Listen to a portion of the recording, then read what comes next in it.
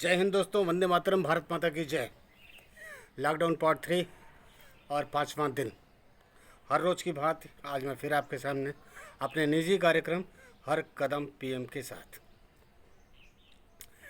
मित्रों, आज लॉकडाउन का तीसरा पार्ट चल रहा है। बहुत मन उदास आज मैं देखता हूँ कि बहुत से साथी हमारे ऐसे हैं जिनके अंदर काश वो उतने समझदार होते।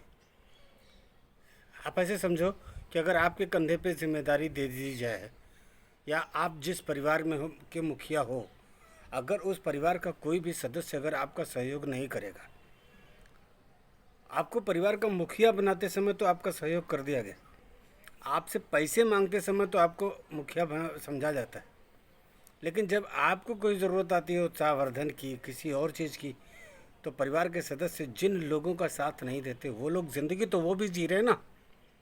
आप ऐसे समझो बात को, जो लोग अपने परिवार के मुखिया हैं लेकिन परिवार के सदस्य उनको किसी भी प्रकार का सहयोग नहीं करते, सेवा नहीं करते, आप ऐसे समझ लो, या ऐसे समझ लो उस नेचर का है कि सेवा करने नहीं देता है ना, या उस नेचर का है कि वो अच्छे नेचर का है और वो दूसरों पे ज़्यादा ध्यान देता है। जैसे जिस घर के अंदर समाज सेवक पैदा हो जाते हैं, उनके घर के लोग उनसे कभी खुश नहीं होते। क्योंकि मैं आपको एक बात बताता हूँ कि अगर कोई बहुत बड़े रईस परिवार के अंदर अगर आप देखें तो क्या उनके परिवार के अंदर आत्महत्याएं नहीं होती? उनके परिवार के अंदर अलगाव नहीं होता? उनके परिवार के अंदर बंटवारा नहीं होता?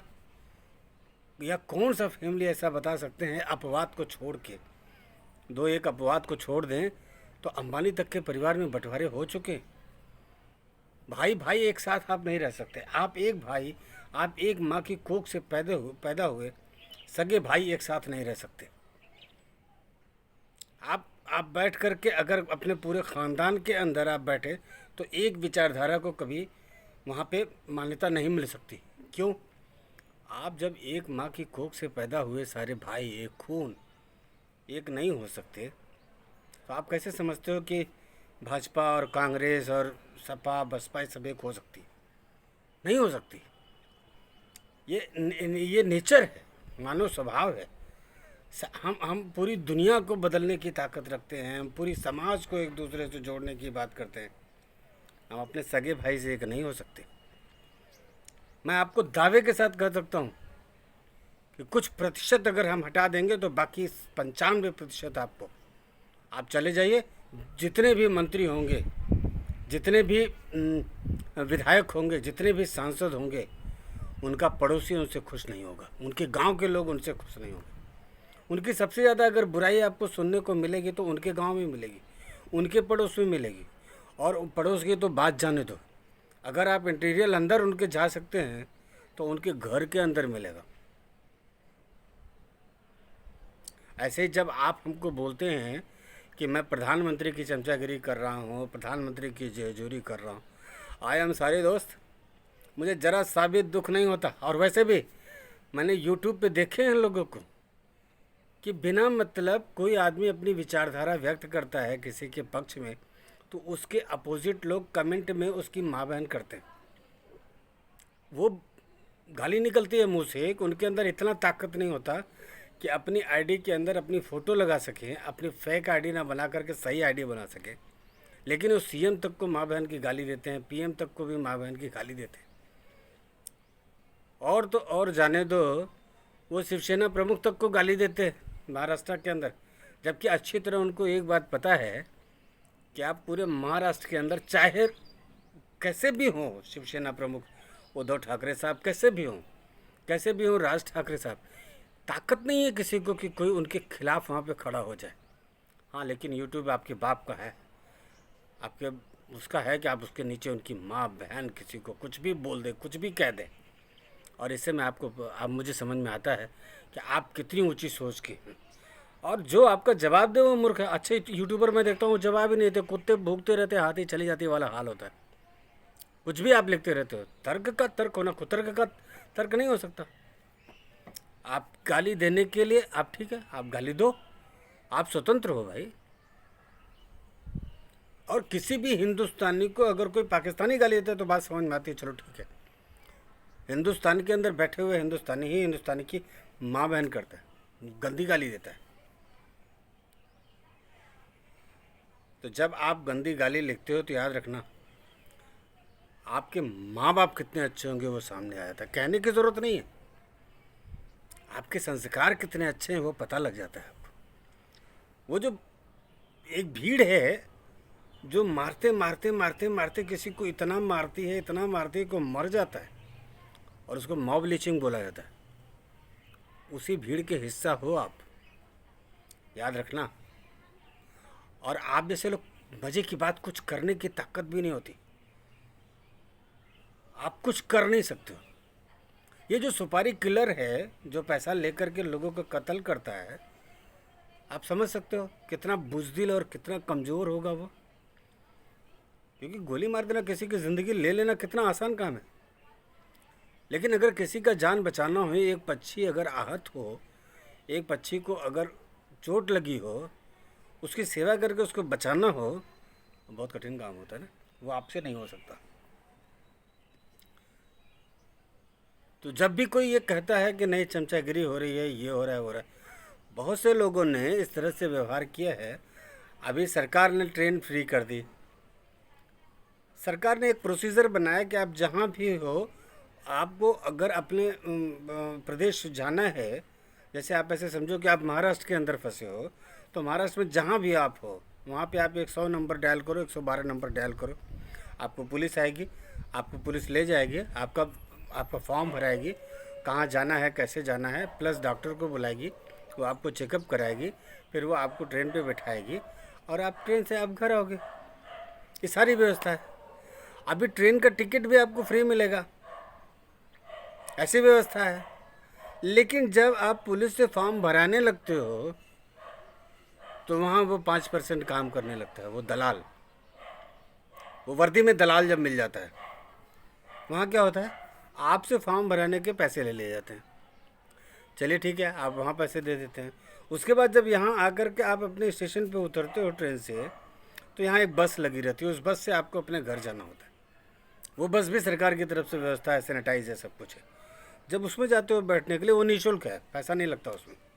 लेकिन वहाँ का जो वो ड्राइवर है, वो जो कंडक्टर है, गाली देने का मन करता है उनको। कोरोना वॉरियर कैसे कहूँ, हरामजादों को, कुत्तों को, जिन्होंने पूरे सरकार को बदनाम किया है।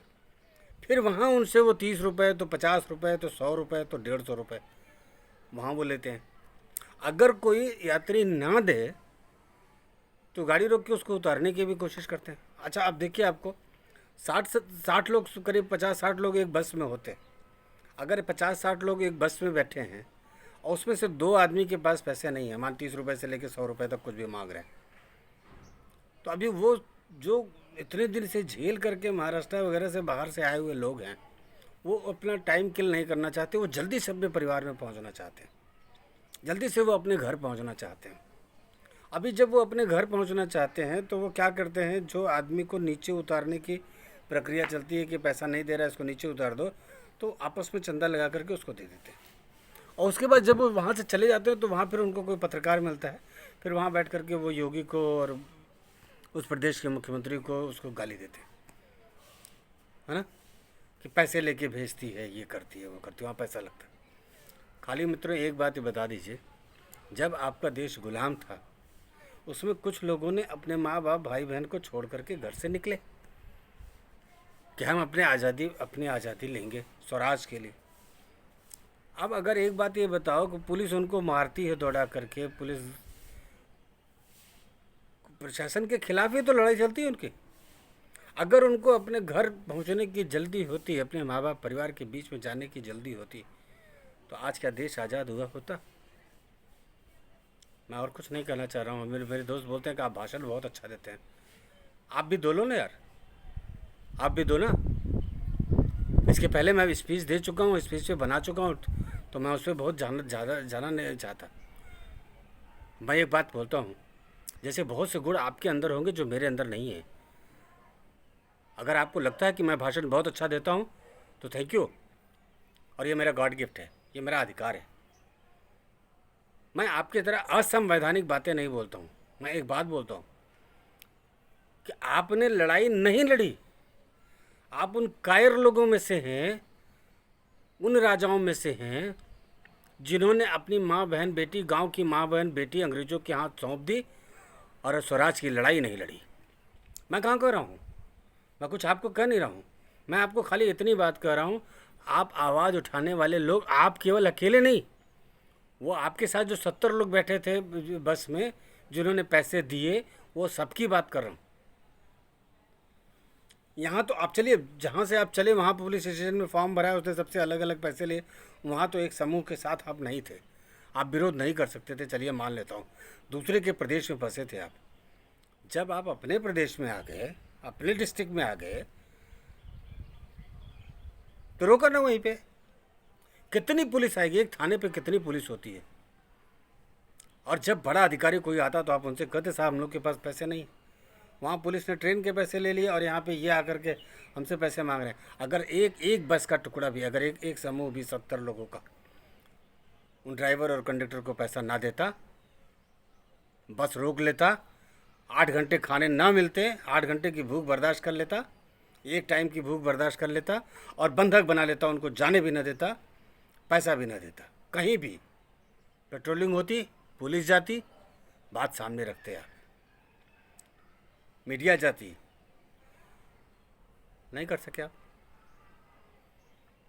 एक बात बताएं दोस्तों, बुरा मत मानिएगा, लेकिन उस मुखिया की तरह अपने घर के तरह से, जैसे आप देखिए कि आप अभी अपने घर के अंदर, अगर आप परिवार के सदस्यों से बोलते हैं कि अगर 100 रुपया हो तो दे दो, 100 रुपया घर की महिलाएं आपको नहीं देती। मैं बुराई नहीं कर रहा हूँ किसी की, ये आपका संस्कार होगा, मेरे घर नहीं है। ये जिनके घर है उनके ऊपर ये लागू होता है। तो उनके घर की महिलाएं अपने हस्बैंड को, अपने पति को, अपने बच्चे को, अपने बुज़ुर्ग को 100 रुपया देने के लिए उनके पास नहीं होता। लेकिन अभी फेरी वाला सामान लेकर के आ जाए साड़ी बेचने के लिए, तो 500 साड़ी खरीदने के लिए उनके पास पैसा होता है। ये समाज का वो हिस्सा है, अविश्वसनीय हिस्सा, जो घर को कभी उन्नतशील नहीं होने दिया। अगर घर की महिला गृह लक्ष्मी कहने लायक नहीं है, घर का मुखिया अगर चरित्रवान नहीं है, अगर समाज के अंदर सर उठा के चलने लायक नहीं है, जिस घर के अंदर वो दाग लगा है उसको तो वो झेलना पड़ेगा। जिस घर के अंदर उसका मुखिया शाम को शराब पी करके टुन्न होकर के घर लौटता है, उसके घर का समाज में इज्जत क्या होगा? नहीं हो सकता। तो आपको यहाँ पे चेक करने की ज़रूरत है, आप समाज के कौन से हिस्से हैं। वो हिस्से हैं जो जो समझौतावादी हैं, अपना काम निकालने के चक्कर में आप सरकार को भी गाली देते हैं। ये आप हैं। आप अगर खुद को नहीं बदल सकते तो जो पूरे देश का मुखिया बन के बैठा हुआ है ना, वो अपने को नहीं बदल सकता और उसको बदलने की ज़रूरत भी नहीं है। ये ठोकर खाना नसीब है आपकी, हमने भी ठोकर खाया है। हमारे भी भगवान ने पेट दिया है, हमको भी भूख लगती है, हमारे ऊपर भी जिम्मेदारियां हैं। रोना रोने से काम नहीं चलता। और गरीब अगर हैं तो गरीबी चिल्लाने में कोई बुराई नहीं है, भूख लगी है तो कहने में बुराई नहीं है। कुछ लोग रोटी लेके खाने को तैयार हैं, फ़ोटो खिंचाने में तकलीफ़ होती है। गल्ला लेने को तैयार हैं, लाइन लगाने में तकलीफ़ होती है। पहले दूसरे को भेज करके गल्ला गरीबों से मंगवा लिया करते थे, अभी अंगूठा लगाने की पारी आई तो नानी मरती है। आप जलील होते, आपको लगता है कि नहीं आप क्या, आप आदमी नहीं हो। राशन कार्ड की लाइन में लग करके गल्ला लेने में तकलीफ़ होती है क्या आपको? क्यों हंसी होती है आपको? देखने में बेइज्जती होती है क्या आपको? ये झूठी शान काम नहीं आती दोस्तों। तो बस इतनी सी बात है। आप समाज के कौन से हिस्से के लोग हैं और आपको कैसी सज़ा मिलनी चाहिए, आपको क्या करना चाहिए, आपने देश के हित में कितना काम किया है, आप कैसे हो, वो आप जानो। कटु सत्य, सत्य जो होता है वो कड़वा होता है, वो बोलना पड़ेगा, किसी न किसी को बोलना पड़ेगा। मैं आपके ऊपर कोई लालचन नहीं लगाता, मैं आपको आरोप नहीं लगाता, मैं आपकी बुराई नहीं करता, लेकिन मैं आपको ज़रूर करता हूँ कि स्वराज मिलने से पहले, ये जो स्वराज है ना पूरी तरह नहीं मिल पा रहा है, उसमें वो हमारे आप जैसे लोग समझौतावादी हैं जो अपना काम निकाल लेते हैं। हमारे आप जैसे कई लोग वो गंदे नाली के कीड़े की तरह जो ज़िंदगी जीते हैं कि शराब पी करके अपने गृह लक्ष्मी को इज़्ज़त देने के लिए उनके पास पैसा नहीं होता, लेकिन शराब पीने के लिए पैसा होता है, जो कि आज देखने को मिल गया।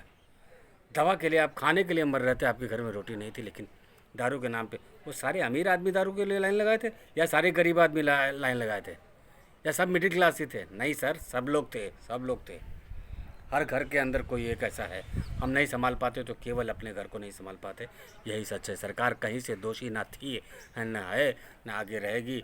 1947 के बाद सबसे पहला प्रधानमंत्री, इतना सक्रिय प्रधानमंत्री, इतना इज्जतदार प्रधानमंत्री, इतना कैरेक्टरफुल प्रधानमंत्री आज तक कांग्रेस की सरकार हमने देखी है। हर तीसरे दिन एक घोटाला, हर तीसरे दिन एक घोटाला, सरकार के रहते ही। अभी कुछ साथी ने मुझसे बोला था कि जब सरकार रहती है तो नहीं होता, सरकार के जाने के बाद नहीं, सरकार के रहने पे ही घोटाला पता लगता है। कांग्रेस की सरकार रहा करती थी, 50 साल में कांग्रेस की सरकार रही है, 50 उसके सरकार रहते हुए घोटाले खुले हैं, रहते हुए जेल गए हैं लोग, और आज तक तो खुल ही रहा है उसका। मैं सहमत हूँ, मैं पीएम के साथ हूँ, मैं पीएम के साथ रहूँगा हमेशा। ध्यान रखिए अपने आप को। कोरोना वॉरियर्स के लिए सम्मान अपने दिल में रखिए, हृदय में रखिए। हिंदुस्तानी हैं आप, गर्व से सैल्यूट करना पड़ेगा आपको उन सबको। उन सबकी इज़्ज़त बनी रहे, मर्यादा बनी रहे उन सबकी, भगवान उनको लंबी उम्र दे। बस इन्हीं के साथ अपनी वाणी को विराम दूंगा और चाहूँगा आप सब इस कोरोना वॉरियर्स को मजाक में मत लो, कोरोना को मजाक में मत लें, सीरियस लें। धन्यवाद। वंदे मातरम। भारत माता की जय। कल मैं फिर इसी टाइम अपने बकवास के साथ मिलूँगा आपके साथ, हर शाम 5 बजे। विजय शंकर श्रीवास्तव। वंदे मातरम। भारत माता की जय। कल फिर मिलूँगा।